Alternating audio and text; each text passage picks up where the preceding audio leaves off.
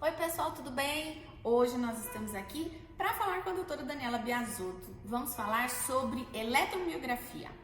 Dani, eu queria te perguntar uma coisa. Eletromiografia e eletroneuromiografia é a mesma coisa?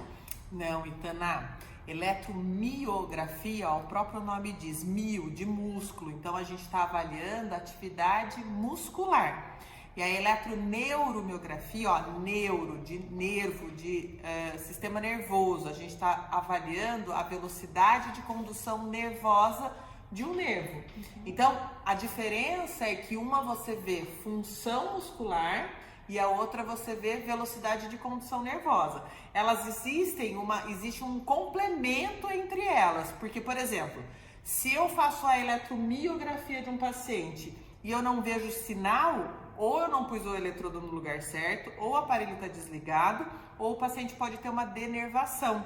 E aí como que eu vou checar isso? Se tudo estiver redondinho, se tudo estiver certo, eu vou solicitar uma eletroneuromiografia. Aí eu sei se há alguma compressão nervosa, o que está acontecendo, porque existem parâmetros de normalidade da velocidade de condução nervosa. Tá, e me diz uma coisa. Quando eu peguei aqui um exame de eletromiografia, né? Eu vou olhar para ele. Quais são as informações que devem primeiro chamar a minha atenção? Ótima pergunta, Itana. Primeiro é você olhar os músculos que você está avaliando. Então, geralmente para mastigação, a gente avalia temporal, masseter e digástrico. Então, quando a gente olha para esses músculos, a gente precisa lembrar da ação desses músculos. Então, eu tenho temporal e masseter sendo sinergistas, né? São elevadores, principalmente a função.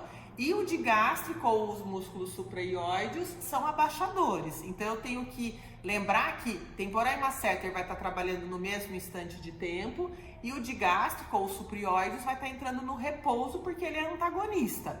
Então, quando eu pego esse exame, o que eu preciso olhar? A relação de temporal e masseter no primeiro momento. Então, se é um adulto, eu tenho uma relação de temporal menos ativo que masseter e o digástrico entrando no repouso. Se essa relação está conturbada ou disfuncionada, o que pode acontecer? Eu posso ter temporais mais ativos ou um temporal de um lado e um masseter do outro. Isso pode indicar, Dani, por exemplo, que a pessoa não tenha os dentes molares, por exemplo, e ela mastiga mais com os incisivos? Pode, porque lembra, existe a relação dos dentes com os músculos. Então, os anteriores, de primeiro pré está relacionado, com o temporal, e de segundo pré a terceiro molar, com o masseter. Então, por exemplo, o paciente não tem os molares, ele mastiga mais anteriormente. Então, lá no eletromiógrafo, eu vou encontrar uma hiperatividade. Uma coisa que é importante lembrar, Itana, porque a eletromiografia vê atividade elétrica e não força, não é quilograma-força. Então, eu não posso afirmar que aquele músculo está mais forte, e sim mais ativo. Entendi.